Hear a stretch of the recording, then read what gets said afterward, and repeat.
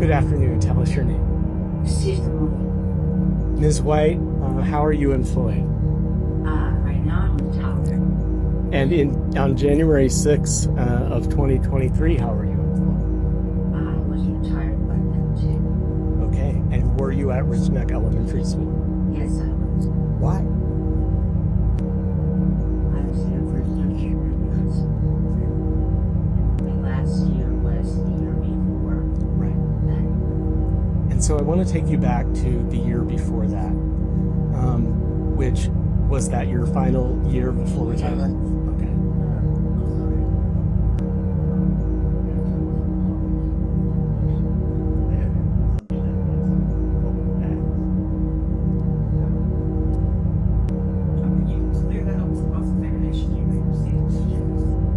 So, This testimony shocked the courtroom. A retired kindergarten teacher took the stand to describe a classroom incident that escalated far beyond normal discipline issues. What she experienced raised serious concerns about safety inside the school. during the course of your last year of teaching at Rich Neck, did you know a student who we're referring to as JT?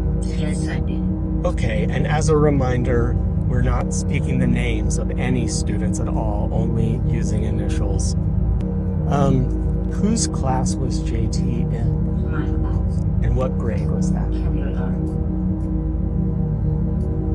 During the course of your time with JT, was there ever a discipline incident that you did report directly to Dr. Parker? Yes. I want you to start at the beginning of that incident that you eventually reported. So what was going on that day that began that? He had gone, this was during post-COVID, so we had to be careful with distances and with masks. And he'd gone up to the front of another child's desk with his trip and put his face over about 3 inches from the other child's face. And so I had to think, what am I going to do about this? It's just telling him, no, you need to get back to your seat or whatever. Those weren't working with him. So I slid the chair slowly so that if he wanted to get up, he could get up. And if he didn't want to, he could stay seated. I was going to bring him to his desk. But then he pulled the legs away and dropped them. And so I brought it up a little bit further just so I could be right in front of the class. And I sat there and I kept on teaching. Okay. So I was still talking with the students. Let me pause you for a moment so we can kind of visualize the scene. So when he is in the face of another student, how is he? Is he sitting, standing, or doing something else? He's sitting, leaning in toward him, staring him in the eyes. Okay. And you testified that you pulled him away. Can you describe how you did that? I slid the chair from, I was holding back the chair and I slid it back. We had no permits at that time because The teacher explained she had worked at the school for over 3 decades. During her final year, she encountered a student whose behavior repeatedly disrupted the classroom environment. What started as classroom misbehavior quickly became something far more serious. COVID. So it was easy enough to do. And so he hopped up and grabbed the front legs of the chair and pulled them forward. But I was able not to fall, to still hold on. So I could get it a couple feet further and I just sat on. So when he pulled the legs, had he stood up out of the chair? Yeah. Okay. Okay. So what happens after that point? I was sitting in a chair and I was talking to the class, and not about behavior, about the instruction we were doing. And he walked up behind me and put both of his arms in front of my throat and locked them together and pulled back and down hard. I couldn't breathe. And he didn't let up on it. The only way I got out of that situation was the assistant, the teacher's assistant that I shared with another teacher, happened to be in there at the time. She was in the back of the room. So she came up and pulled him off of me and but until she pulled his arms off, I couldn't breathe. What, if anything, happened with JT immediately after that? Does he remain in your room? No, I wouldn't have had it. I would have let him keep it. No, Mrs. Carter, my assistant, took him out of the room. But then, sometime later in the day, it got very blurry after that for me, so I can't tell you that.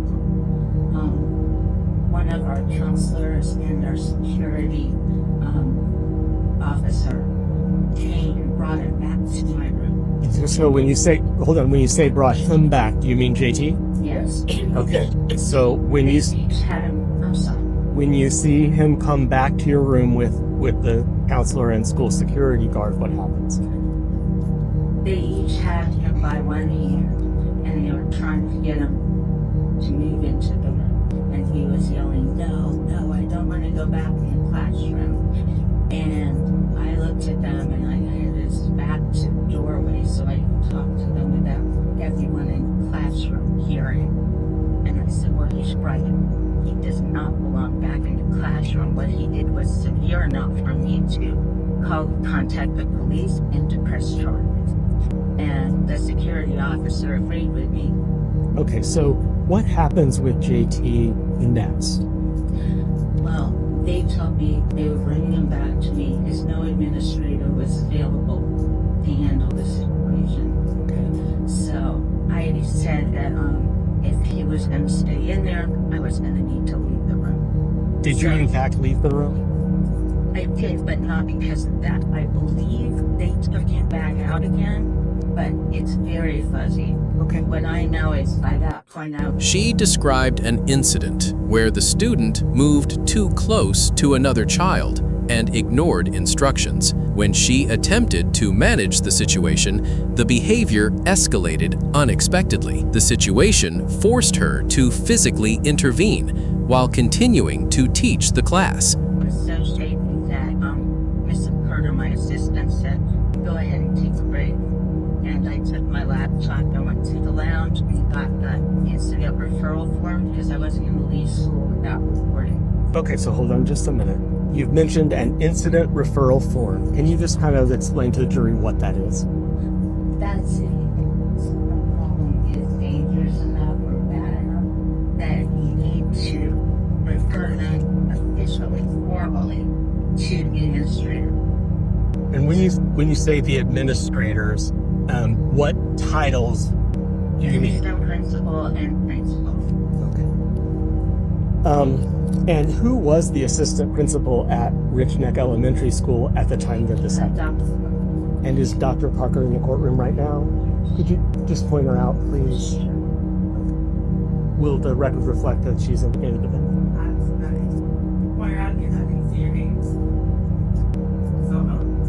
Thank you. So you told us that you got an incident referral form. Okay. And what did you do with it? I filled it out and I typed up a whole description of everything that had happened, I think, because I had had some positive moments with it earlier, so I wanted those included too. So typed up the day, and then I attached it to the referral form as the attachment and the explanation of the behavior. And then I went to the office and I saw the Dr. Goodman, the principal at the time, and Dr. Parker. They were in her office. And did you go into the office? I went into the office. I told them everything that had happened. Let me ask you this question. Did you have the incident referral form with you? I had it in my. Do you know who you handed it to or what you did with it? I handed it to Dr. Goodman after I explained everything on. The most serious moment came when the student approached from behind and placed his arms around her neck. She testified she could not breathe until a teaching assistant intervened and removed the student. Afterwards, school staff and security became involved, and formal reports were filed. I understand. So after you explained everything that was on it, if you remember, did Dr. Parker or Principal Goodman react to that in any way? And if so, how? Dr. Goodman, when I was talking about the fact that if an attack is occurring, it should never be that no administrator is available to help with it unless there's a worse attack going somewhere at the same. Okay. Did Dr. Parker say anything or No, she was making my. She was looking at me. She didn't say.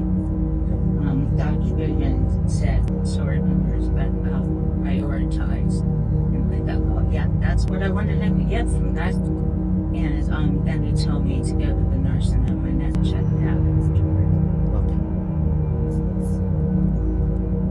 That year, did JT ultimately return to your classroom or not? He did.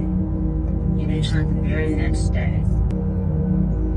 He walked in with his breakfast, and I immediately went to the teacher across from me and said, I need to go to the office so that she would watch both of the classes.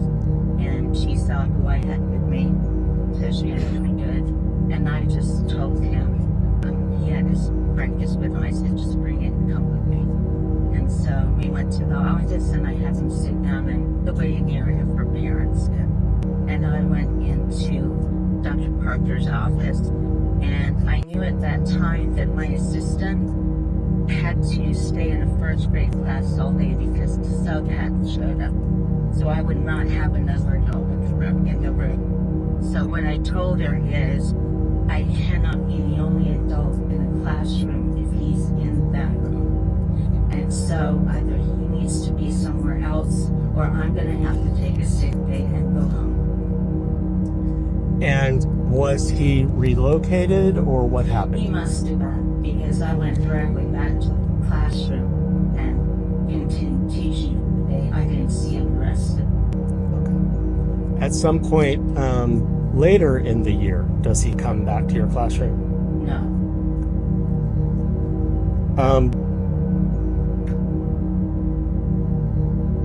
If there were, and if you remember, any other discipline incidents you saw yourself and you reported to Dr. Parker yourself, are there any such incidents?